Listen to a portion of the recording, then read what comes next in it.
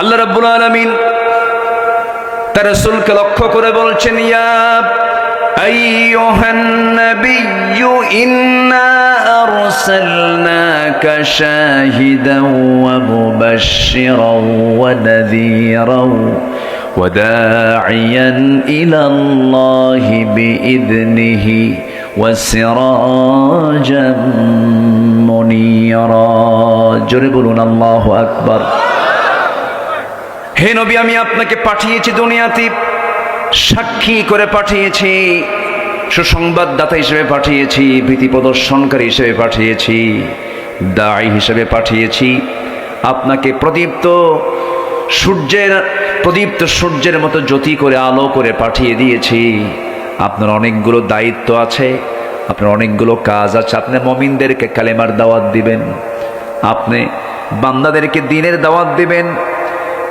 এই দিনের দাওয়াত দিতে নিয়ে মানবীয় কিছু চরিত্র দরকার, কিছু গুণ দরকার, যে গুণগুলো আল্লাহ তাআলা রাসূলের মধ্যে 16 আনাই দিয়েছিলেন, 100% দিয়েছিলেন। এই পৃথিবীতে চারিত্রিক সনদ একজন ব্যক্তিকে আল্লাহ নিজে দিয়েছেন, তিনি হচ্ছেন মুহাম্মদ সাল্লাল্লাহু আলাইহি ওয়াসাল্লাম। দুনিয়ার কোন একাডেমি দেয় নাই, দুনিয়ার কোন ইনস্টিটিউট দেয় নাই। আল্লাহ নিজের রাসূলকে চারিত্রিক সনদ দিয়ে, ক্যারেক্টার সার্টিফিকেট জানিয়ে দিয়ে বলছেন, হে রাসূল, আপনাকে পাগল বলছে, আপনাকে উম্মাদ বলছে, আপনাকে লেসকাটা বলছে, আপনাকে গণক বলছে, আপনি ওই সমস্ত কথার পাত্তাই দিবেন না। আমি আল্লাহ আপনাকে জানায়া দিচ্ছি, নুন ওয়াল কলামি ওয়া মা ইয়াসতুরুন মা আনতা বিনি'মাতি রাব্বিকা বিমাজনুন ওয়া ইন্না লাকা লাআজরান গায়রা মামনুন ওয়া ইন্নাকা লাআলা খুলুকিন আযীম। জোরে বলুন আল্লাহু আকবার। আপনাকে যে যা বলে বলুক, চুল পরিমাণ মনক্ষুণ্ণ হবেন না। আমি আপনাকে চারিত্রিক সনদ দিয়ে দিলাম, আপনি সীমাহীন চরিত্রের আধার। যেরকম সুবহানাল্লাহ, যে চরিত্রে কোনো সীমা নাই, সীমাহীন চরিত্রে আপনি আধার। আমি আপনাকে গোটা মানব জাতির জন্য উসওয়া হাসানা করেছি।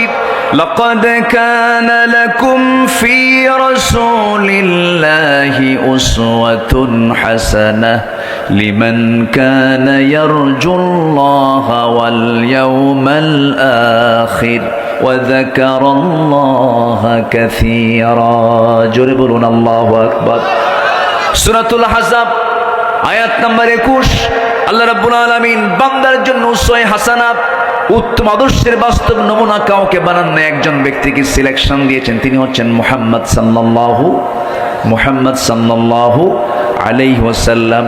আমার নবীর জীবনে একমাত্র এটা রেকর্ড, যেই ব্যক্তির জীবনে মুখ থেকে অযাচিত একটা মিথ্যা কথা কখনো বের হয় নাই, কৌতুক করেও মিথ্যা বলেন নাই, যেই লোকটা পৃথিবীতে একজন, তিনি হচ্ছেন মুহাম্মদ সাল্লাল্লাহু আলাইহি ওয়াসাল্লাম। এক নম্বর গুণ হলো তিনি ছিলেন সত্যবাদী। কি ছিলেন? সত্যবাদী, যার আরবি হলো as-সাদিক আল-আমিন। আমার নবীর অপর নাম কি ছিল? আল-আমিন। তাকে আল-আমিন বলে ডাকতো সবাই। কাফেররাও তার এই প্রশংসা করেছে। নবীজি হিজরতের রাতে লুকোচুরি করে ঘর থেকে যখন বের হলেন, নবীজি তার বিছানায় একজনকে রেখে আসছিলেন। সেই রেখে যাওয়া লোকটির নাম কি বলেন? কি সুন্দর জানে, তাই না? তাহলে ওয়াজ করে লাভ কি? বলবো সিরাতের মাস তো একটু বলা দরকার। এক একজন এক একটা ভাষায় বলে, তো এই জন্য সবার কথা শুনতে ভালো লাগে। যারা, আমি মনে করি যারা কথা বলে, যেরকম এই কুষ্টিয়া, চুয়াডাঙ্গা, মেহেরপুর, যশোর এই এলাকার একজন স্বনামধন্য, আমার স্নেহধন্য, আমার অনুজ আমির হামজা, আলহামদুলিল্লাহ বলেন, এমন সুন্দর করে কথা বলে, এই এলাকার লোকাল ভাষায় কথা বলে, বুঝেছে? এটা টান মেরে কথা বলে, খুব ভালো লাগে। কি সুন্দর তার বাচন ভঙ্গি, কি সুন্দর তার হাস্যরস দিয়ে, সুন্দর মেসাল দিয়ে কথাগুলো বলেন। এক একটা ফুলের এক একটা ঘ্রাণ কে দিয়েছেন? আসতে বলবেন না, কে দিয়েছেন? আল্লাহ, তুমি আমির হামজার জেহেন জবানকে তুমি আল্লাহ ইসলামের জন্য কবুল করো। জোরে বলি আল্লাহুম্মা আমিন। আমার একদিন বলে, ভাই আপনার ওয়াজের তো খুব ভক্ত। কে? আমার বউ। আপনার বউ আমার ভক্ত, এটা কেমন কথা? কেনা বলে যে আপনার ভাষা, আপনার বাচন ভঙ্গি, আপনার ভাষার শব্দগুলো অত্যন্ত স্পষ্ট সুন্দর, আমার তো এত সুন্দর হয় না। তা আমি বললাম আপনার সৌন্দর্য আলাদা, তবে হ্যাঁ আমির হামজার কথার সৌন্দর্য হচ্ছে তার মাতৃভাষা, জন্মস্থানের ভাষা দিয়ে, এটাই তার সৌন্দর্য বৃদ্ধি করে দিয়েছে। বলি আলহামদুলিল্লাহ। এক একটা ফুলের এক একটা ঘ্রাণ। আমার নবীজি হিজরতের রাতে লুকোচুরি করে বের হচ্ছেন। একজন বিশ্বনবী আড়াল হয়ে বের হচ্ছেন। কেন? তিনি কি চুরি করছিলেন, ডাকাতি করছিলেন, কারো ঘরে আগুন লাগাইছিলেন? না, বের হলেন একাকী, তাও লুকোচুরি করে। সামনে অস্ত্রে শস্ত্রে সজ্জিত আবু জেহেলের সন্ত্রাসী বাহিনী সামনে দাঁড়ানো। আমার নবীজি বের হচ্ছেন, আলীকে ডাক দিয়ে বলছেন, আলী তুমি আমার বিছানায় থাকবা। কেন? এটার কারণ কিন্তু অনেকের কাছে স্পষ্ট নয়। কারণটা কি? কেন তারা বিছানায় আলীকে রাসূল রেখে যাচ্ছেন? এর কারণ কি জানেন? এর কারণ হলো, আলী খাতা কলম নাও, এই মক্কার কোরাইশদের কিছু আমানত, কিছু টাকা পয়সা আমাকে ব্যাংক মনে করে, আমাকে আল আমিন মনে করে, আমাকে সত্যবাদী মনে করে, এদের কিছু টাকা পয়সা আমার কাছে এরা গচ্ছিত রেখেছিল। আমি এদেরকে যদি না বুঝাইয়া দিয়ে যাই, আমার নামটা উল্টা হয়ে যাবে, আল আমিন আর থাকবে না। আমাকে তারা প্রতারক মনে করবে, ধোঁকাবাজ মনে করবে।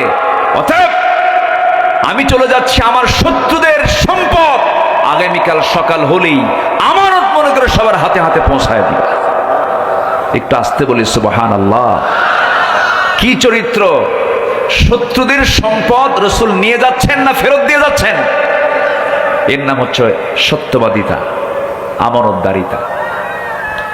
আমার ভাইয়েরা, কারণ আল্লাহ রাব্বুল আলামিন বলেছেন, ইয়া আইয়ুহাল্লাযীনা আমানু ইত্তাকুল্লাহা ওয়া কুলু কওলান সাদীদা يصلح لكم أعمالكم ويغفر لكم ذنوبكم ومن يطع الله ورسوله فقد فاز فوزا عظيما জোরে বলুন আল্লাহু আকবার। আমার কাছে মনে হয় কি জানেন, এই যে আমি আয়াতটা বললাম, সেই দিনে আমি সফল মনে করব যেদিন বক্তার আয়াত তেলাওয়াতের সঙ্গে সঙ্গে প্রত্যেকটা শ্রোতা সেই আয়াতগুলো পড়তে পারবে। ঠিক কিনা? আমরা এমন একটা দেশ গড়তে চাই, জোরে বলি ইনশাআল্লাহ। প্রত্যেকটা শ্রোতা বক্তার তেলাওয়াতের সঙ্গে সঙ্গে, স্পিকারের তেলাওয়াতের সঙ্গে সঙ্গে সব শ্রোতাগুলোর সাথে সাথে তেলাওয়াত করতে পারবে। এটার কিছু চিত্র আমি নোয়াখালীতে পাই, লক্ষ্মীপুরে পাই, কারণ সেখানে ঘরে ঘরে আলেম ওলামা হাফেজ কোরআন। আল্লাহ তাআলা চুয়াডাঙ্গাকে, আল্লাহ তাআলা ঝিনাইদহকে কবুল করুক। জোরে বলি আমিন, আরো জোরে আমিন। যত আয়াত বেশি হবে মাহফিলের বরকত তত বেশি হবে। একটু কান লাগান, এটাও সূরাতুল আহজাব। আল্লাহ রাব্বুল আলামিন বলছেন, ঈমানদারেরা তোমরা আল্লাহকে ভয় করো। যখন কোনো কথা বলতে যাবে সোজা সাপটা সত্য কথা বলবে, মিথ্যার ধারে পাশে যাবে না। আমার বন্ধুগণ, আজ পর্যন্ত 54 বছর এই দেশ 71 থেকে 2024 53 54 বছর চলছে। এই দেশের যত শাসক এসেছিল, প্রত্যেকটা শাসকের মুখ থেকে হাসা কথা না মিছা কথা? বলেন বলেন বলেন, সবাই বলেন বলেন বলেন, হাসা না মিছা? ধোঁকাবাজি। কেউ বাবা নিয়ে ব্যস্ত, বাবার ব্যবসা, ঠিক কিনা? ডক্টর ইউনূসকে প্রশ্ন করা হলো, বঙ্গবন্ধুর মুরালগুলো, মূর্তিগুলোকে কেন ভাঙ্গা হচ্ছে, গভর্নমেন্ট কি করছে? ডক্টর ইউনূস বললেন, এই প্রশ্ন আমাকে না করে তার মেয়ে কি প্রশ্ন করেন, ঠিক কিনা? কেন করা হচ্ছে? সম্মানিত বন্ধুগণ, একজন বাবা নিয়ে ব্যস্ত, আরেকজন স্বামী নিয়ে ব্যস্ত। একজনের বাবার দেশ, আরেকজনের স্বামীর দেশ, মাঝখান দিয়ে আমরা শেষ। আমরা কাউকে দেখতে চাই না। আসতে কোন কেন? আসতে কোন কেন? একজন খ্যাকশিয়াল আর একজন পাতেশিয়াল, কোনো তফাৎ নাই। মুদ্রার এই পিঠ আর ও পিঠ। কোরআন আছে যেখানে, আমরা আছি। মৌলবাদী বলে আর গালি দিবে কে? কি কথা বোঝেন না?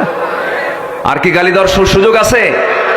রাজাকার শব্দটা তারা ব্যান্ড করেছিল, সেই রাজাকার ব্যান্ডেড শব্দটা হয়ে গেছে ব্র্যান্ড, ঠিক কিনা? ব্যান্ড কি হয়েছে? ব্র্যান্ড হয়ে গেছে। আমি কে, তুমি কে, ব্যাস। যেটা ব্যান্ড শব্দ সেটা হয়ে গেছে কি? ব্র্যান্ড হয়ে গেছে। কে করে দিয়েছেন? কে করে দিয়েছেন? আল্লাহ করে দিয়েছেন। রাজাকারের নাতিরা দেশ চালাবে? হ্যাঁ, আল্লাহ কি না পারেন? দাম্ভিক, দাম্ভিকতা টেকসই হতে পারে একমাত্র অহংকার দেখাবেন একমাত্র কেবলমাত্র তিনি কে? আসতে বলেন, তিনি কে? অতএব 55,000 সোনার বাংলাদেশকে আমরা কোরআনের আলোতে আলোকিত করতে চাই। এর জন্য যদি সামনে প্রয়োজন আরো রক্ত দিতে হয়, জীবন দিতে হয়, সবাইকে দিতে রাজি আছেন? ঝিনাইদার সেই মানুষদেরকে আমি একটু দেখতে চাই, বুক উঁচু করে, হাত উঁচু করে, আল্লাহর নামের সাক্ষী দিয়ে সবাই প্রমাণ করে দেখা।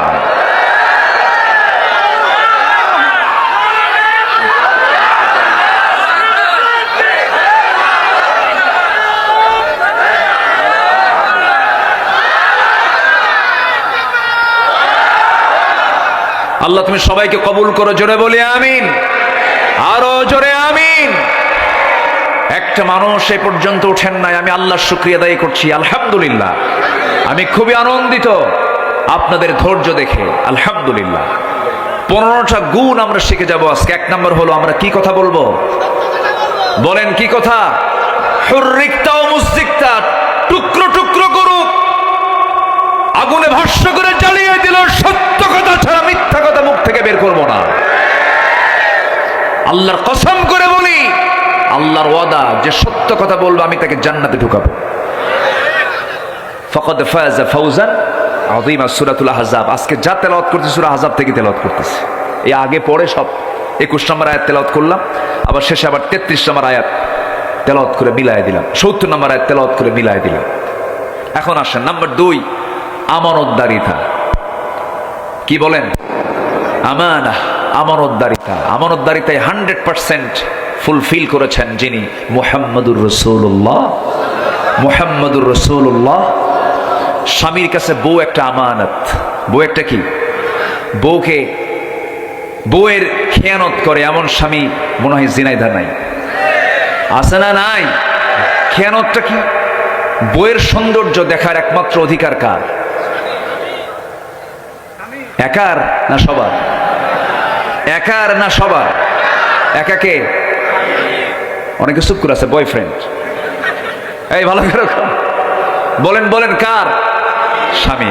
বয়ফ্রেন্ড কোন শব্দ ইসলামে? গার্লফ্রেন্ড শব্দ কোন ইসলামে? ইসলামে আছে হলো হাজব্যান্ড ওয়াইফ, স্বামী স্ত্রী, ইজাব কবুল, কবুল কবুল। এছাড়া কোন সম্পর্ক ইসলামে জাস্ট ফ্রেন্ড আছে না? নেই, জাস্ট ফ্রেন্ড। আর কি আছে? হ্যাঁ, বেস্ট ফ্রেন্ড, ক্লাসমেট, বন্ধু, বান্ধবী, কত শব্দ, কত কত কি। সম্মানিত ভাইয়েরা, একজন পুরুষের কাছে একজন পরনারী কখনো নিরাপদ হতে পারে না, ঠিক কিনা? বন্ধু কখনো হতে পারে না। এক সময় তার সঙ্গে তার অবশ্যই দৈহিক সম্পর্ক হবেই হবেই হবেই হবেই, ঠিক কিনা? সারাদিন যদি আপনি সিগালকে ডাক দেন, সিগাল মুরগি খাইও না। সিগাল কি মুরগি না খেয়ে থাকবে? সিগালের খাবার কি? খাবেই। ওকে আপনি না বলে পারবেন না। তাহলে বউ হচ্ছে স্বামীর কাছে আমানত। বউ দেখবে একজন, কিন্তু কিছু কিছু লোক আছে বউ ধরেন ম্যারেজ ডে পালন করে, আছে না? ম্যারেজ ডে পালন করে, আবার ঈদের দিন, বিশেষ দিন, বৈশাখ, তারপরে 31st নাইট, 14ই ফেব্রুয়ারি, আরো কত কি। এই সমস্ত দিন যখন আসে তখন বউটাকে নিয়ে সুন্দর করে আগে হোন্ডায় তোলে। হোন্ডা হচ্ছে R15 না কি কয় যুবকরা, কত কও? R15। তো ওটার সিট, যে ড্রাইভিং সিটটা হলো উপরে না নিচে? নিচে। দেখছেন, সব জানেন, আমি আর কি কব। আচ্ছা, প্যাসেঞ্জার সিটটা হলো উপরে, মানে ড্রাইভার হলো নিচতলা আর প্যাসেঞ্জার হলো উপরতলা। উপরতলা দেওয়ার উদ্দেশ্য হলো উপরতলায় বউ, নিচতলায় স্বামী। উপরতলায় বউটাকে নিয়ে গোটা ঝিনাইদা করে, আর যাকেই দেখে তাকিয়ে বলে, দেখো তো বউটা কেমন। এটা তো আমানত রক্ষা, তাই না? আমানত রক্ষা এটা। আবার সারাদিন এরকম করে ঘোরাঘুরি করে সন্ধ্যার সময় বউটাকে সাজগোজ করায় ফেসবুকে দেবে, সুন্দর করে একখান ছবি তোলে, উলঙ্গ ছবি। উলঙ্গ ছবি তোলে ফেসবুকে পোস্ট দিয়ে বলে, প্রিয় ভাইরা আসুন আমার বউটাকে সবাই জামাতের সাথে দেখি। কিসের সাথে? জামাতের সাথে। তাহলে কি এটা কি আমানত হলো না খেয়ানত হলো? আমানত রক্ষা হলো না খেয়ানত হলো? আমার বন্ধুগণ, আমার নবীজি স্ত্রীদের ব্যাপারে কত সচেতন ছিলেন, পরিবারের ব্যাপারে কত সচেতন ছিলেন। আমার নবীজি একদিন রাস্তা দিয়ে যাচ্ছিলেন, হঠাৎ করে ফাতিমা রাদিয়াল্লাহু আনহার একটা অপ্রয়োজনীয় আওয়াজ, একজন নারীর আওয়াজ রাস্তা থেকে শোনা গেল। রাসূল শোনা মাত্রই ভিতরে ঢুকলেন। ভিতরে ঢুকিয়ে বলছেন, ফাতিমা শোনো, তুমি একজন নারী মানুষ, আল্লাহ তোমাকে নারী করে পাঠিয়েছেন। তোমার মহিলা কণ্ঠের ভিতরে আল্লাহ রাব্বুল আলামিন পরপুরুষের জন্য আকৃষ্ট দিক দিয়েছেন। মেয়েরা যখন কথা বলবে বড় আওয়াজ না ছোট আওয়াজ? ছোট আওয়াজে কথা বলবে। কিন্তু তোমার কণ্ঠের আওয়াজ আমি রাস্তা পর্যন্ত শুনতে পেয়েছি, এটা আমার জন্য আকাঙ্ক্ষার ছিল না, অনাকাঙ্ক্ষিত ছিল। এটা করা উচিত নয় মা। ফাতিমা রাদিয়াল্লাহু তাআলা আনহা বললেন, আব্বাজান চরম ভুল করে ফেলেছে, আর হবে না, আমি আর জোরে কখনো কথা বলবো না। আমার রাসূল একদিন সাহাবে কেরামদের সঙ্গে কথা বলছিলেন, দরজায় দাঁড়ানো, পিছনে দাঁড়ায় আছেন আম্মা জান আয়েশা সিদ্দিকা রাদিয়াল্লাহু তাআলা আনহা। হঠাৎ করে রাসূল লক্ষ্য করে দেখেন কোন সাহাবী নাই, কিন্তু একজন অন্ধ সাহাবী নবীর সঙ্গে দেখা করার জন্য দূর থেকে আসতেছেন। রাসূল বলছেন, আয়েশা আমার সঙ্গে একজন সাহাবী সাক্ষাৎ করতে আসছে, তুমি এখন ভিতরে চলে যাও। আম্মা জান আয়েশা বলছেন, ইয়া রাসূলুল্লাহ, যে সাহাবী আপনার সঙ্গে দেখা করতে আসছে তার তো চোখই নাই, সে তো অন্ধ মানুষ, কোনো সমস্যা তো হওয়ার কথা না। রাসূল বলেন, আয়েশা সাহাবীর চোখ অন্ধ, তোমার চোখ অন্ধ নাকি? যাও ভিতরে চলে যাও। তাহলে বউয়ের আমানত রক্ষা করার দায়িত্ব কার? আসতে বলবেন না কার? তাহলে এই যে মার্কেটে ঘুরে বেড়ায় মহিলাগুলো, কাদের বউ? সব চুপ করে আছে। ভালো করে ধরে ফেলছি তো, ধরে ফেলছি আমি। রাগ করতেছেন নাকি আপনারা? তাহলে মার্কেটে যে ঘুরে বেড়ায় লাল লিপস্টিক লাগায়া, এই বউগুলো কাদের? এই মেয়েগুলো কাদের? হিসাব করতে হবে, আমানত নষ্ট করা যাবে না। প্রত্যেকের দায়িত্ব সম্পর্কে একদিন প্রশ্ন করবেন কে? আল্লাহ। আমানত।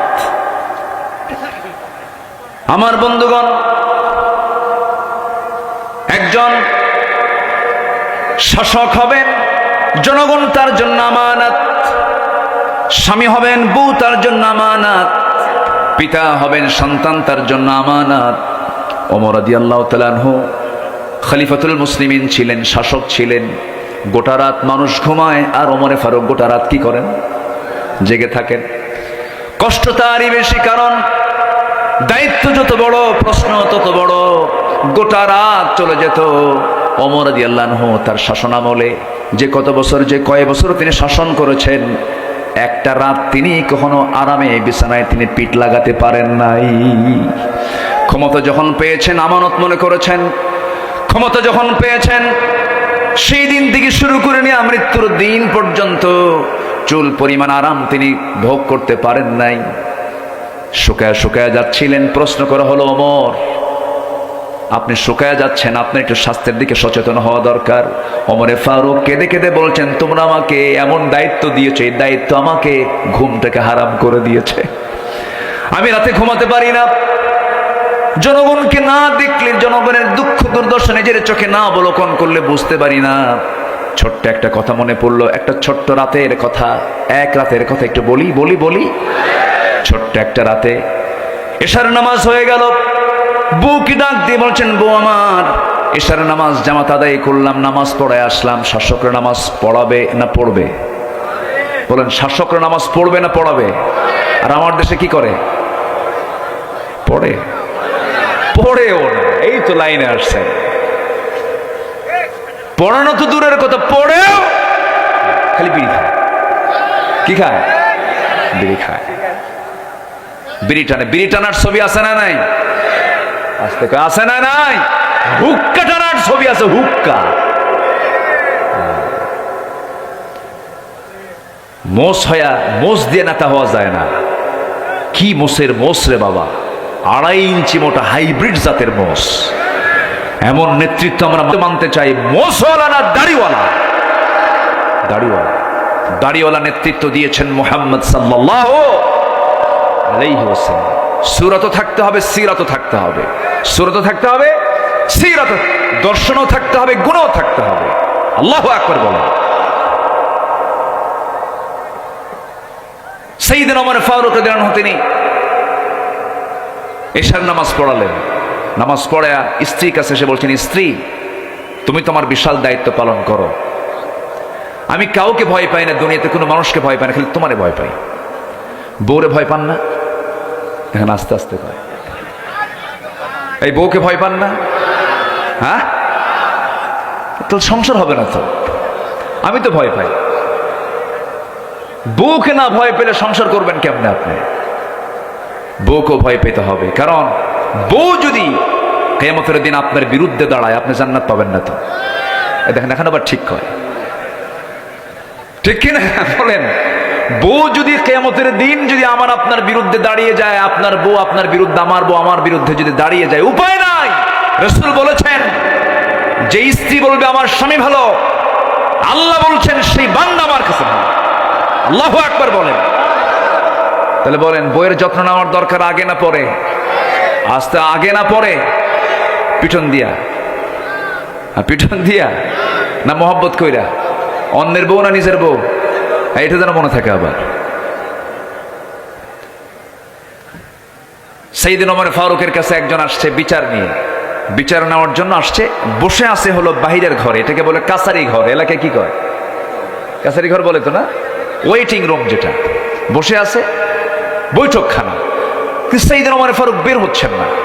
অনেকক্ষণ ধরে ওই লোকটা মানে তার বিচার প্রার্থী হয়ে সে দাঁড়ায় আছে, আসলেই তার বিচারের কথাটা শোনাবেন। কিন্তু উনি গেছেন যে বিচার নেই, সেই বিচারটা হলো স্বামীর সাথে তার বইয়ের গন্ডগোল। ওই লোকটার সঙ্গে তার বইয়ের গন্ডগোল, এটা মেটাতে হবে। যে দেখেন দীর্ঘ সময় ধরে ওমর ফারুক রাদিয়াল্লাহু সাথে তার স্ত্রীর গন্ডগোল, মানে বাক বিতণ্ড চলতেছে, চরম বাক যুদ্ধ চলতেছে। উনি ভাবলেন যে বিষয় নিয়ে আমি আসলাম বিচার প্রার্থী হয়ে ওমরের কাছে, সেই সমস্যা তার ঘরের মধ্যেই, উনি আর কি বিচার করবে? এই দৃশ্য দেখে উনি আর প্রশ্ন তুললেনই না। উনি না প্রশ্ন করি না বিচার প্রার্থী হয়ে উনি চলে যাচ্ছেন বাড়ির দিকে। পিছন থেকে ডাক দেবেন, এই তুমি কেন আসছো? কিছুই তো বললা না, এমনি চলে যাচ্ছ কেন? যে সমস্যা নিয়ে আসছিলাম আপনার কাছে, সেই সমস্যা দেখে আপনার ঘরের মধ্যে ঢুকছে কেন? কি হয়েছে? কামার বইয়ের সঙ্গে আমার গন্ডগোল মিটাবে না আপনি? আপনি বিচারক, আপনার বইয়ের সঙ্গে আপনার গন্ডগোল আপনি কি মিটাবেন? সাইয়েদনা ওমর ফারুক বললেন, ভাইজান এদিকে আসো। আমি ওমর, আমার নাম শুনলে রোম পারস্য থরথর করে কাঁপে। আমি ওমর, আমি যে রাস্তা দিয়ে যাই শয়তান সে রাস্তা দিয়ে যায় না। সেই ওমর, এত ভয়ঙ্কর ওমর, সাহসী ওমর তোমরা জানো। সে ওমরের সামনে ওমরের বউ এত কিছু বললো, ওমর কিছু কইছে না? তুমিও কিছু কইও না, যাও। তাহলে বউকে কি ভয় করার দরকার আছে? দেখেন এখন আবার ঠিক হয়েছে, আছে।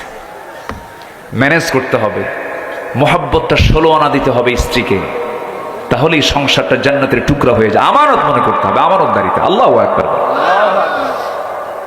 আমার বন্ধুগণ, সাইয়েদনা ওমর ফারুক রাদিয়াল্লাহু তাআলা আনহু রাতের আধারে ইশার নামাজ পড়ে বউটাকে ডাক দিয়ে বললেন, বউ আমাকে কিছু খানা খাওয়ায় দাও। খানা খেয়ে নিলেন। এরপরে বলছেন, বিছানায় পিঠ লাগানোর সুযোগটা আমার আল্লাহ দেননি, জনগণের দায়িত্ব আল্লাহ তাআলা আমাকে দিয়েছেন। স্ত্রী থাকো, আমি চলে গেলাম। দেখি মদিনার উপকণ্ঠে মানুষের কি অবস্থা। দেখতে বেরোলেন, দেখতে পেলেন প্রথমেই প্রতিবেশীর ঘরে ঢুকলেন, প্রতিবেশীর ঘরের সামনে দাঁড়ালেন। 4-5টা ছেলে মেয়ে সন্তানগুলো চিৎকার করে কান্নাকাটি করছে, ক্ষুধার যন্ত্রণায় ছটফট করছিল। সাইয়েদনা ওমর ফারুকের দিলটা কাঁপতে থাকলো হারে। সঙ্গে সঙ্গে চললেন খাদ্য গুদামে। খাদ্য গুদাম থেকে 1 বস্তা আটা নিজের পিঠে বহন করে নিয়ে ওই ঘরের সামনে গিয়ে দাঁড়ালেন। মহিলাকে ডাক দিয়ে বলছেন, মহিলা তোমার পরিচয় কি? আমার স্বামী নাই, আমি বিধবা। সন্তানগুলো কাঁদে কেন? খাবারের অভাব। আমি ওমর তোমাকে 1 বস্তা আটা নিজের পিঠে বহন করে দিয়ে চলে গেলাম, আমানত এটা আমার জন্য।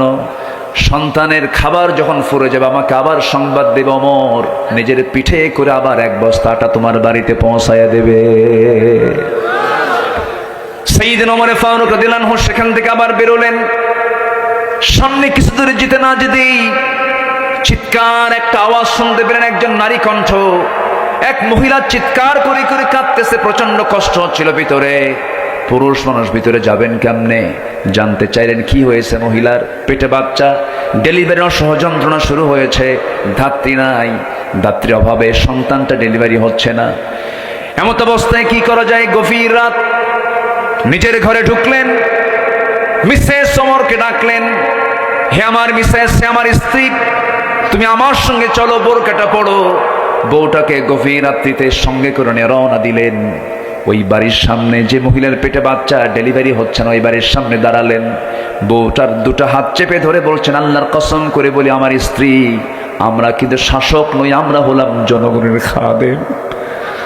আমরা হলাম জনগণের খাদেম, জনগণ হলো আমাদের জন্য আমানত।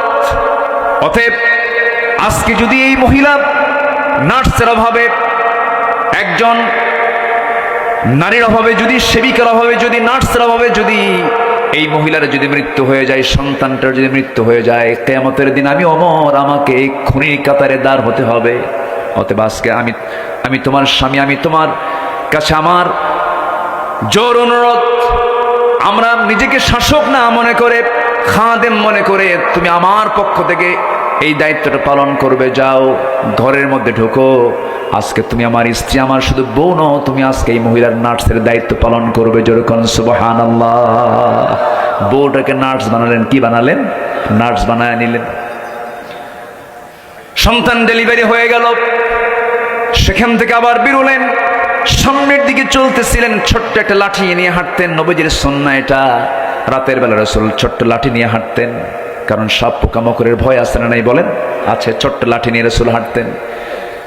ছোট্ট লাঠি নিয়ে একাকী চলাফেরা করছেন ওমর ফারুক রাদিয়াল্লাহু তাআলা আনহু। চুল পরিমাণ কোনো ভয় নাই, কারণ তার শুধু রাজ্যের সম্রাটই ছিলেন না, তারা মানুষের মনোজগতের সম্রাট ছিলেন।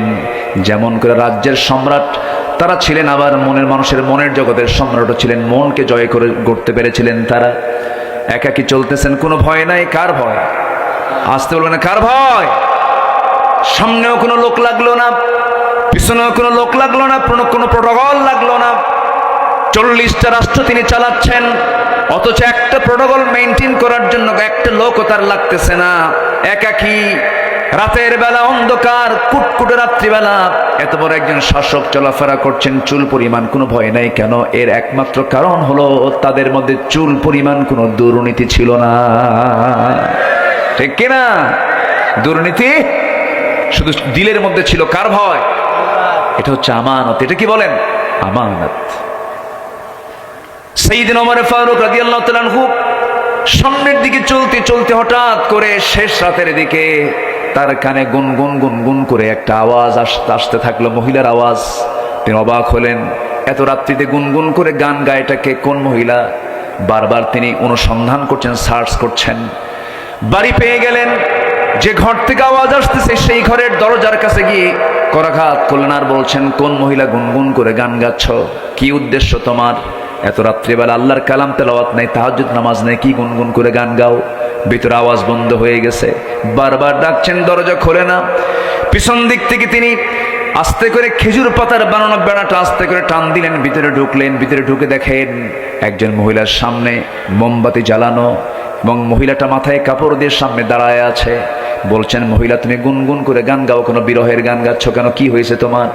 সঙ্গে সঙ্গে মহিলা তৎক্ষণাৎ জবাব দিয়ে বলতেছে, গান গেয়েছে, এটা আমার জন্য একটা অপরাধ হতে পারে, কিন্তু আপনার পরিচয় আমি জানি না, আপনি কে? আপনি আমার ঘরের মধ্যে ঢুকে আপনি একটা দুইটা অপরাধ করেন নাই, 3 থেকে 4টা বড় বড় দোষ করে ফেলেছেন, আমি আপনাকে ছাড়বো না। ওমর ফারুক নিজের পরিচয় দিলেন না, গোপন করে বলছেন, মহিলা আমার দোষগুলো কি কি তুমি আমাকে একটা একটা করে বলো। মহিলা বলছে, আপনি ঘরের মধ্যে ঢুকবেন ভালো কথা, যে কোরআন তেলাওয়াতের কথা বলছেন সেই কোরআন আল্লাহ রাব্বুল আলামিন বলছেন, লা তাদখুলু বুয়ুতান গায়রা বুয়ুতিকুম হাত্তা তাস্তানিসু ওয়া তুসাল্লিমু আলা আহলিহা। কারো বাড়িতে ঢোকা যাবে না অনুমতি ছাড়া। আপনি সালাম দিলেন না, অনুমতি নিলেন না, 2টা বড় বড় ভুল করেছেন। আপনি দরজা না ঢুকে পিছন দিয়ে বেড়া ছিঁড়ে ভিতরে ঢুকলেন, আমার সম্পদের আপনি বড় ক্ষতি করে ফেললেন। নাম্বার 3। নাম্বার 4 হলো, আমি একজন পর্দাশীলা নারী, আপনি ঘরের মধ্যে ঢুকলেন, আপনি পরপুরুষ, আমি পরনারী, আমার পর্দার কিছু ক্ষতি হয়ে গেল। এই যে বড় বড় ভুল, এই ভুলগুলোর জন্য আমি আপনার বিরুদ্ধে মামলা দেব। কার আদালতে? কোমরের আদালতে। কার সামনে বলে? কার সামনে বলতেছে? সাইয়েদনা ওমর ফারুক বলছেন, তুমি কার নাম নিল? কোমরের নাম নিলাম। সাইয়েদনা ওমর ফারুক বলছেন, ওমর লোকটা তেমন ভালো মানুষ না, তেমন জোতের মানুষ না। এবার মহিলা খেপে গিয়ে বলছে, আপনি যার বিরুদ্ধে আপনি এমন জাতীয় কথা বললেন, দোষ শুধু 4টা নয়, দোষ আরেকটা যোগ হলো। আল্লাহু আকবার বলেন। নিজের কথা কি ভালো বলা যায় নাকি? নিজের কথা তো ভালো বলা যায় না। আমি আপনার বিরুদ্ধে মামলা ঠুকে দেব, সূর্য শুধু উদয় হবে, ওমরের আদালতে চলে যাব, মামলা দিয়ে দেব। সাইয়েদনা ওমর ফারুক বলছেন, ঠিক আছে মামলা দিবা, ভালো কথা। আমার একটা প্রশ্ন। কি প্রশ্ন? সেই প্রশ্ন হলো, তুমি যে রাতের বেলা গুনগুন করে পর পুরুষকে পাওয়ার, একটা পুরুষকে পাওয়ার জন্য তুমি গুনগুন করে গান গাছের হেতুটাকে, কারণটাকে কি হয়েছে তোমার বলো? কি 3 মাস আগে বিয়ে হলো আমার, 3 থেকে 4 রাত আমি আমার স্বামীকে পেয়েছিলাম, আমার ভরা যৌবন আজকে 3 মাস গত হতে চলছে, প্রায় 4 মাস গত হতে চলছে। আমার স্বামীকেই রাষ্ট্রের রাষ্ট্রপতি ওমর ফারুকের লোকজন সীমান্ত প্রহরায় তাকে নিয়োগ দিয়েছে, সে চলে গেছে চাকরি করার জন্য। আজকে 4 মাস গত হতে চললো, আমার স্বামীর কোনো খবর নাই।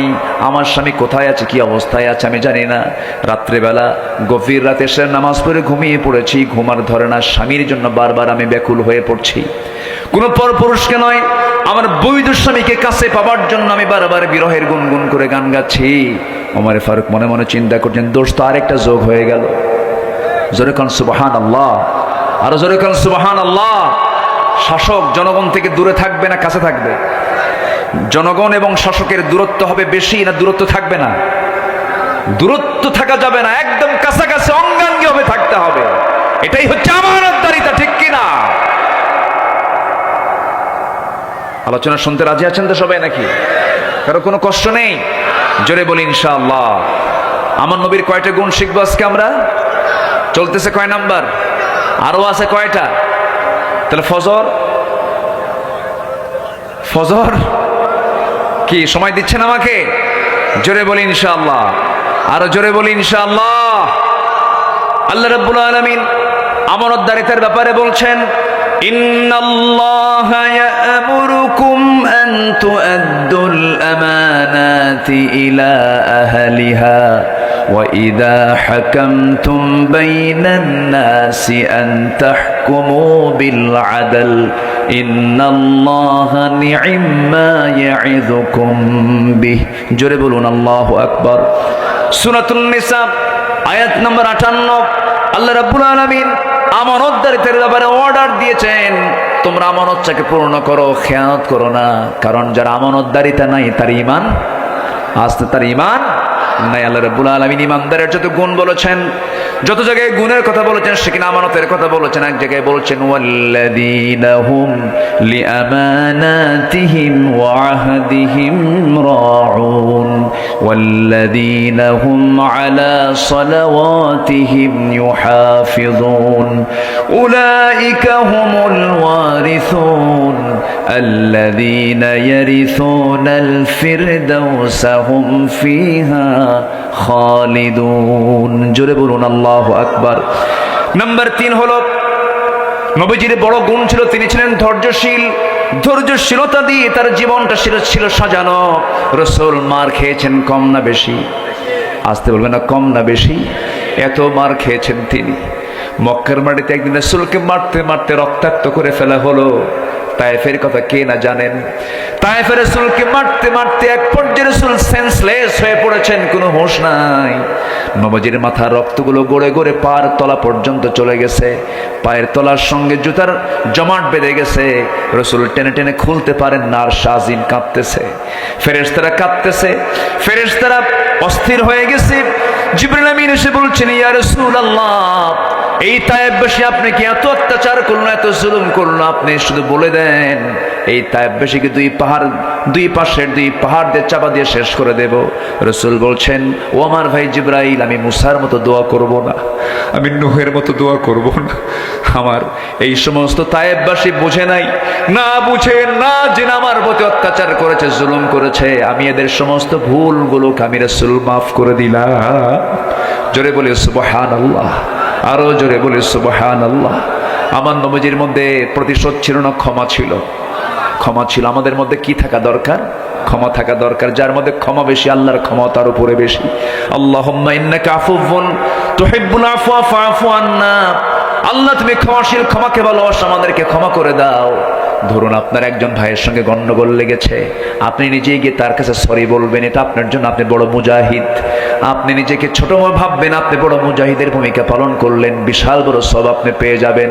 যে ব্যক্তির মধ্যে জিদ বেশি কাজ করবে, এটা হলো শয়তানের মেডিসিন। কার মেডিসিন বলেন? শয়তানের মেডিসিন। জিদ থাকা যাবে না ইমানদারের জীবনে। ইমানদারের জিদ হবে একটাই, সেটা হলো যেমন করি হোক তাহাজ্জুদ পড়ব, যেমন করি হোক ফজর পড়ব। আল্লাহু আকবার বলেন। ভালো কাজে আমরা এগিয়ে যাব। তাআওয়ানু আলাল বিররি ওয়াত তাকওয়া ওয়ালা তাআওয়ানু আলাল ইসমি ওয়াল উদওয়ান। আল্লাহ রাব্বুল আলামিন আরেক জায়গায় বলছেন, ওয়াসারিউ ইলা মাগফিরাতিন মির রাব্বিকুম ওয়া জান্নাতিন আরদুহাস সামাওয়াতি ওয়াল আরদ উইদ্দাত লিল মুত্তাকিন। জোরে বলুন আল্লাহু আকবার। তাহলে আমাদের ধৈর্য আনার দরকার আছে না নাই? নাম্বার 1 হলো, মনে আছে আপনাদের? নাম্বার 1 হলো কি? সত্যবাদিতা। নাম্বার 2 হলো আমানতদারিতা, আমানাহ। নাম্বার 3 হলো সবর, ধৈর্যশীলতা। আল্লাহু মা'আস সাবিরিন। জোরে বলুন আল্লাহু আকবার। নাম্বার 4 হলো তাওয়াক্কুল, নির্ভরতা। তাওয়াক্কুল মানে অর্থাৎ হচ্ছে আমি নির্ভরশীল কার উপরে? আসতে বলবেন না, কার উপরে? চাকরি নাই, কি করে খাবো? বিপদ, কেমনে চলবো? পরিবারে আগুন ধরেছে, কেমনে টাকা ধার করবো? অনেকে হতাশ চিত্ততা নিয়ে থাকেন, আছে না নাই বলেন? আছে। এটা ইমানদারের জীবনে আসতে পারে না, কারণ ইমানদারের ভরসার জায়গা দুইটা না একটা। ইমানদারের ভরসার জায়গা দুইটা না একটা। কে? আরো জোরে, আরো জোরে, আরো জোরে। এই লোকগুলো যায় কোথায়? চলে যাচ্ছে। অনেক রাত হয়ে গেছে, শেষ করে দিই, দোয়া করে দিই। দোয়া করবো না? যে যেতে নাই তারা ধরেন নাকি? রাগ করতেছেন নাকি? একটু বসেন, একটু বসেন। তাওয়াক্কুল এটা বিশাল বড় একটা গুণ, বিশাল বড় গুণ। সন্তান 7 বছর, ছেলে সন্তান মারা গেছে। বলেন তো, বাপ মার মাথা ঠিক থাকার কথা? মাথা ঠিক থাকার কথা। একজন নবী ছিলেন যাকে আল্লাহ তাআলা 80 বছরের বয়সে সন্তান দিয়েছিলেন। 80 বছরে বুড়া মানুষ, সন্তান দেওয়া হলো, এমন জায়গায় সন্তান প্রসব হলো, এমন জায়গায় সন্তান লালিত পালিত হলো। এই পৃথিবীতে হারামের ভিতরে, কাবার ভিতরের বাসিন্দা ছিলেন একজন নারী, তিনি হচ্ছেন হাজেরা আলাইহিস সালাতু ওয়াস সালাম। যেরকম সুবহানাল্লাহ। সন্তান হলো, 7 বছর বয়স হলো, একটু বোঝা, একটু টান, একটু ডাক দেওয়া শুরু হলো। আল্লাহ বলেন, ইব্রাহিম আমি তো সিদ্ধান্ত নিয়েছে ওরে জব করতে হবে, কোরবানি করতে। ইন্নী আরা ফিল মানামি আন্নী আযবাহুক, জব করতে হবে। উনি কি আল্লাহর উপরে ভরসা ছেড়েছিলেন? ভরসা ছেড়েছিলেন না। যে অবস্থায় থাকে না কেন, ইব্রাহিমের সেই বিশাল পরীক্ষা, আগুনের পরীক্ষা, সন্তানের পরীক্ষা, পারিবারিক পরীক্ষা, রাষ্ট্রীয় পরীক্ষা, সব পরীক্ষায় ভরসা করেছেন কার উপরে? আসতে বলবেন না, কার উপরে? এক একটা পয়েন্টের উপরে একটা বিশাল লম্বা আলোচনা হয়ে যেত। সময় তো খুব অল্প, এবং ধৈর্যের বাঁধও ভেঙে যাচ্ছে। ওয়াজ হচ্ছে ধৈর্যের, এইদিকে মারতেছে দৌড়। তাহলে কেমন হলো বলেন? ওয়াজের সাথে তো বাস্তবতার মিল একটু কম পাচ্ছে। একটু বসেন না, একটু বসেন। আগামীতে মাহফিল যখন করবেন, প্রধান বক্তাকে উঠায় দিবেন 9:30টায়। ঠিক আছে না? বলেন তো ঠিক আছে না? হ্যাঁ। তাহলে একটা মাহফিলের সৌন্দর্য 16 আনা ঠিক থাকে। আল্লাহ কবুল করুন, জোরে বলি আল্লাহুম্মা আমিন। নাম্বার 5 হলো ইখলাস, একনিষ্ঠতা। ইখলাস যদি না ঠিক থাকে তার কোনো আমল কবুল করবেন না কে? আজ কবুল করবেন না কে? আমি সভাপতি, আমি নামাজ না পড়লে কেমন হয়? এটা কি ইখলাস হলো? এটা কি ইখলাস হলো?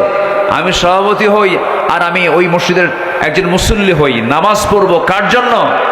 এটা হচ্ছে ইখলাস। আল্লাহ রাব্বুল আলামিন বলেন, ওয়ামা উমিরু ইল্লা লিয়াবুদুল্লাহা মুখলিসিনা লাহুদ্দিন। এবং তাওয়াক্কুলের ব্যাপারে আল্লাহ রাব্বুল আলামিন বলছেন, ওয়ামাইয়াতাওয়াক্কাল আলাল্লাহ ফাহুয়া হাসবুহ। যে ব্যক্তি আমার উপরে ভরসা করে আমি তার জন্য আমি নিজেই যথেষ্ট হয়ে যাই। জোরে বলুন সুবহানাল্লাহ।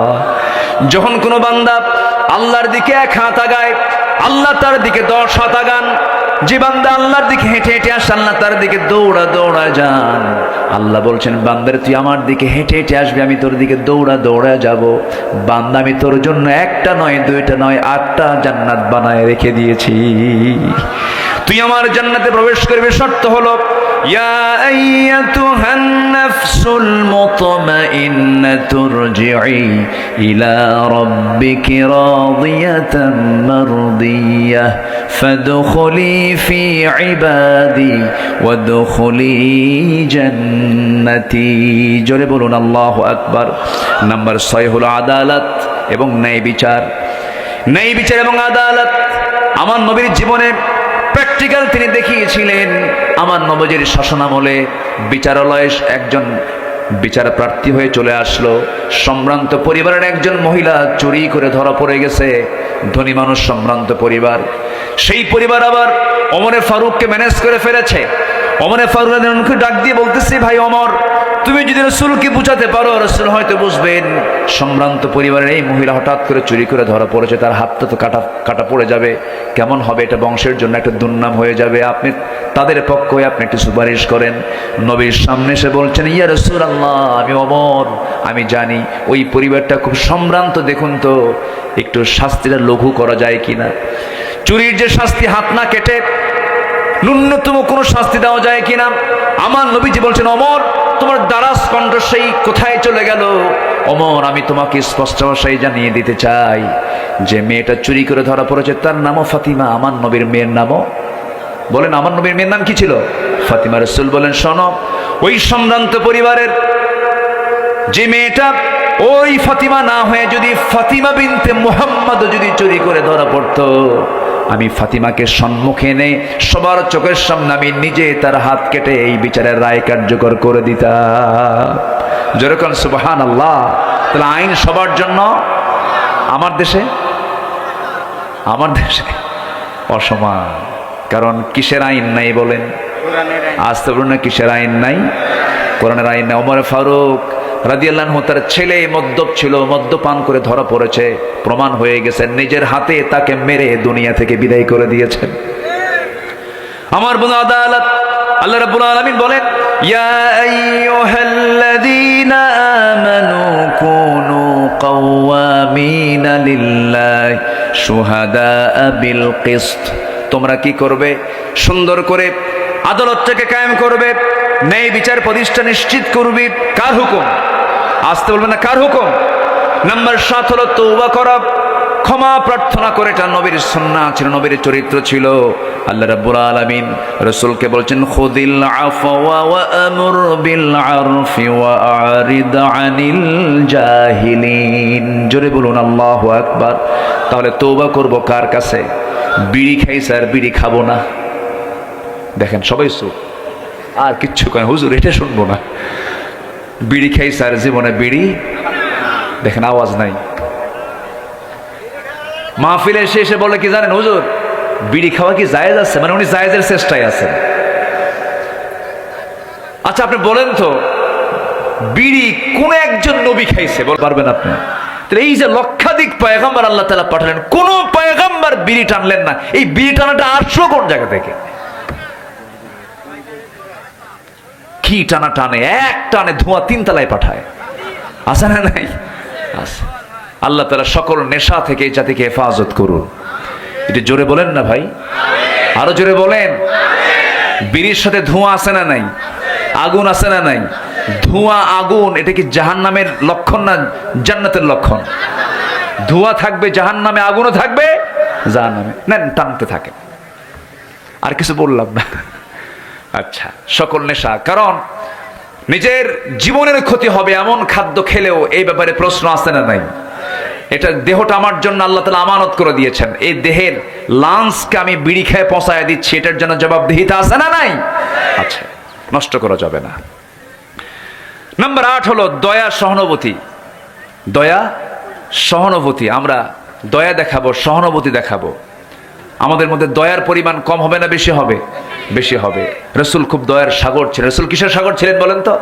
দয়ার সাগর ছিলেন। জেনা করে প্রমাণ হয়ে গেছে এক মহিলার চূড়ান্ত শাস্তি, তাকে পাথর মেরে দুনিয়া থেকে বিদায় করা হবে। মহিলা জেনা করেছে, কোনো সাক্ষীও ছিল না। মহিলা নিজে এসে নবীর আদালতে এসে বলছে, হুজুর আমি জেনা করে ফেলেছি। রাসূল বলেন, না তুমি জেনা করো নাই। না হুজুর আমি জেনা করেছি। না তুমি করোনি। না হুজুর আমি জেনা করেই ফেলেছি। না তুমি করোনি জেনা। না হুজুর সত্যি আমি জেনা করে ফেলেছি। পৃথিবীর কোনো সাক্ষী লাগবে না হুজুর, আমি নিজে সাক্ষী আমি জেনা করেছি। রাসূল বললেন, জেনা করেছো? তুমি তো নিজেই বলে ফেললা, তাহলে এখন জেনার ফলে কি পেটে কোনো বাচ্চা আসছে? হুজুর বাচ্চা তো চলে আসছে। রাসূল বললেন, তোমার তো অপরাধ হয়েছে, ঠিক আছে, সন্তান তো কোনো দোষ করেনি, যাও, সন্তান ডেলিভারি না হওয়া পর্যন্ত আমি তোমার উপরে কোনো আইন কার্যকর করতে পারবো না, তুমি চলে যাও বাড়িতে। হুজুর আমার যদি মৃত্যু হয়ে যায়, কে আমার কিছুই করার নাই, তবে আমি তোমার জন্য দোয়া করে, যাও। মহিলা চলে গেছে, সাহাবী চলে গেছেন। সন্তান লালন ওই পেটের মধ্যে ধারণ করে আছেন, 9টা মাস পূরণ হয়ে গেল। সেজদায় পড়ে পড়ে কাঁদেন, তওবা করেন, আল্লাহর কাছে রোনা জারি করতে থাকেন, ঘন্টার পরে ঘন্টা, শুধু নয়, দিনের পর দিন, মাসের পরে মাস। 9টা মাস পূরণ হয়ে গেল, সন্তান ডেলিভারি হয়ে গেল। ব্যাখ্যা এসেছে, এই মহিলা করলেন কি 3 দিন 2 দিন পরে নয়, মাত্র 1টা দিন পর, ডেলিভারির 1টা দিন পরে সন্তানটা বাসায় রেখে সোজা নবীর আদালতে গেলেন। গিয়ে বলছেন, ইয়া রাসূলুল্লাহ আপনি আদালত কায়েম করেন, আপনি আমার উপর আদালত কায়েম করুন। কেন? সন্তান ডেলিভারি হয়ে গেছে, আপনি আমার উপর আইন কার্যকর করে দেন। আমার রাসূল বলেন, মহিলা সন্তান যে ডেলিভারি হয়েছে সেই সন্তানটা বাড়িতে জীবিত না মৃত রেখে এসেছে? হুজুর সন্তান তো জীবিত। রাসূল বলছেন, হাউলাইনি কামিলাইন, সন্তানকে অবশ্যই 2 বছর দুধ পান করাতে হবে। হুজুর এত লম্বা সময় যদি আমি মরে যাই, রাসূল বলেন, আমি তোমার জন্য দোয়া করে, যাও। মহিলা আবার চলে আসতে বাধ্য হলেন। একজন আসামি, এত বড় একজন আসামি হওয়ার পরেও তার জন্য কোনো পুলিশ লাগলো না, প্রশাসন লাগলো না, কোনো জেলখানাও লাগলো না, কারণ ওই বান্দার মধ্যে ভয় কাজ করেছে একমাত্র কার? আসতে বলবেন না, কার? আল্লাহর ভয়। ভুল করেছেন আবার অনুতপ্ত হয়েছেন, এটা হচ্ছে ইমানদারের গুণ। সন্তানকে দুধ পান করালেন, 6টা মাস চলে গেছে। 6টা মাসের মধ্য দিয়ে সন্তানকে টোটালি দুধের অভ্যাস বন্ধ করে অন্য খাবারের প্র্যাকটিস গড়ে তুলে এবারে 3য়বারের মতো মহিলা সন্তানটাকে কোলের মধ্যে করে নিয়ে নবীর সামনে হাজির হয়ে বলছেন, হুজুর আজকে সন্তান সহ চলে আসছি। এই যে সন্তান দেখতে পাচ্ছেন, এই সন্তানটা আর আমার বুকের দুধ খাওয়ার প্রয়োজন হবে না, অন্য খাবার খাওয়া শিখেছে। আর দেরি করবেন না হুজুর, 3য়বারের মতো আপনার আদালতে হাজির হলাম, আপনি আজকে আমার উপরে শাস্তি কার্যকর করে দেন। আমার নবীজি বলছেন, ও মহিলা সন্তানটা আমার হাতে তুলে দাও। সন্তান নবী তার হাতের মধ্যে উঠায় নিলেন, উঁচু করে ধরলেন এবং বলছেন, ও সাহাবীরা এই যে সন্তানটা আমার হাতে দেখতে পাচ্ছ, এই সন্তানের লালন পালনের দায়িত্ব যে বান্দা গ্রহণ করবে, আমি রাসূল ওয়াদা করছি সেই বান্দার সাথে আমি জান্নাতের মধ্যে 2 নখের দূরত্ব অবস্থান করব। জোরে বলে সুবহানাল্লাহ। দৌড় মেরে কয়েকজন সাহাবী চলে এলেন, একজনের কোলে রাসূল ওই সন্তানকে দিয়ে দিলেন। আমার নবীজির চোখে পানি টলমল করছে, নবীজি কাঁদতেছেন আর এইদিকে অর্ডার দিচ্ছেন, কোনো কথা নাই, কারণ জেনার শাস্তি তো ইসলাম নিশ্চিত করে দিয়েছে। এবার রাসূল বলছেন, মহিলাকে নিয়ে যাও, উন্মুক্ত মরু প্রান্তরে বুক পর্যন্ত পুঁতে রেখে পাথর মেরে তাকে শেষ করে দাও। এটা কার হুকুম? আসতে বলবেন না, কার হুকুম? জেনা আছে যেখানে অসুখ আছে সেখানে জেনা আছে, যেখানে রোগ আছে সেখানে জেনা আছে, যেখানে অশান্তি আছে সেখানে। এই অশান্তিকে দূর করার জন্য রোগমুক্ত সমাজ গড়ার জন্য জিনার শাস্তি একমাত্র ইসলাম যা নিশ্চিত করেছে এটার মধ্যে মহাকল্যাণ নিহিত। অনেকে বুঝতে চায় না, বোঝার চেষ্টাও করে না। আমার বন্ধুগণ, আজকের দুনিয়াতে জিনার ফলে অসুখ বিসুখ দুনিয়াতে সবচেয়ে কম না সবচেয়ে বেশি? সবচেয়ে বেশি। গোটা দুনিয়াতে মানুষ আজকে রোগী হয়ে গেছে, একমাত্র মূল কারণ হলো অবাধ যৌনাচারের কারণে, নিয়ন্ত্রণহীন যৌনাচারের কারণে, ইসলাম অনুশাসন না মেনে চলার কারণে। আমার নবীজি কাদা কাদা কণ্ঠে বলছেন, ও সাহাবীরা, এই মহিলাকে নিয়ে যাও, বোরকা পরাইয়া দিয়া বুক পর্যন্ত পুঁতে রেখে তাকে পাথর মেরে শেষ করে দাও। যখন পাথর মারা হচ্ছিল, আমার নবীজির কানে সংবাদটা চলে আসছে, ওই সাহাবী, ওই মহিলা পাথরের আঘাত সহ্য করতে না পেরে গর্ত থেকে উঠে এক পর্যায়ে দৌড় মারা শুরু করেছিলেন। আবার